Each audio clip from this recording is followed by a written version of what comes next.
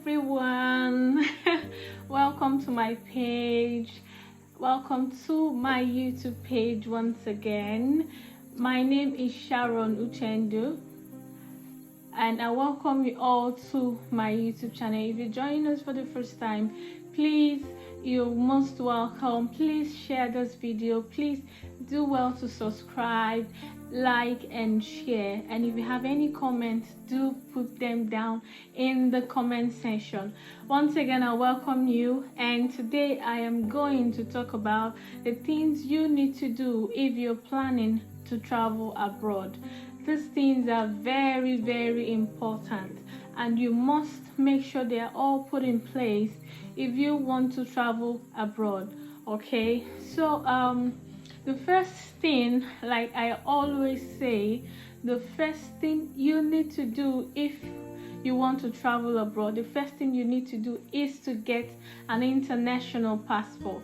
I mean, you cannot travel anywhere without an international passport, so you need to make sure that you have one with your name, and your name and everything in it. So you need to make sure that you have an international passport if you desire to travel abroad. Another thing that you must do is to gather all your certificates. Yes, all your certificates, including your birth certificate, your first school leaving, or your secondary school, primary school certificate. That's your first school leaving certificate if you're from Nigeria. Your first school leaving certificate, your junior WAEC, your senior WAEC if you wrote NECO, GCU, every certificate that you have, including your tertiary certificates. Ensure that you go to your schools and get all your certificates and have them handy. It is very, very important. Also, you need to also get a proof of address, which could be a bank statement from the bank, or maybe your driving license or whatsoever that is a proof of address. Please have all these things handy because they are very important if you desire to travel abroad. Also, another important thing that you must have if you plan to travel is an international driving license. But this is if you know how to drive, or maybe you've been driving in Nigeria or you desire to drive, you need to get an international driving license.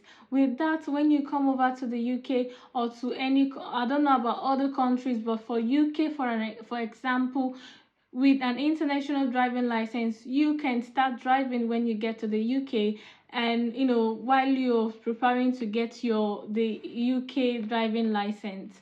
So also there are some jobs that require that you must have a driving license and you must have an access to a car. So if you're planning to travel, you can as well, if you've not been driving but you have access to a car, you can as well start learning how to drive, practice and gain experience in driving and get your international driving license so you can legally drive in the UK or any other country that international driving license is approved. Also, that's for that. Another important thing that you need to do if you're planning to travel, but this is specifically for married women. Maybe you got married and you want to do a change of name, you need to get the change of name documents handy before you travel. I mean, you need to do a change of name in your documents and also go to the newspaper, news company and ensure that it's been published in the newspaper. It doesn't have to be an expensive newspaper company. Just ensure that it is published in the newspaper, okay, that you now have a change of name, and ensure that you do the necessary things that needs to be done for a change of name.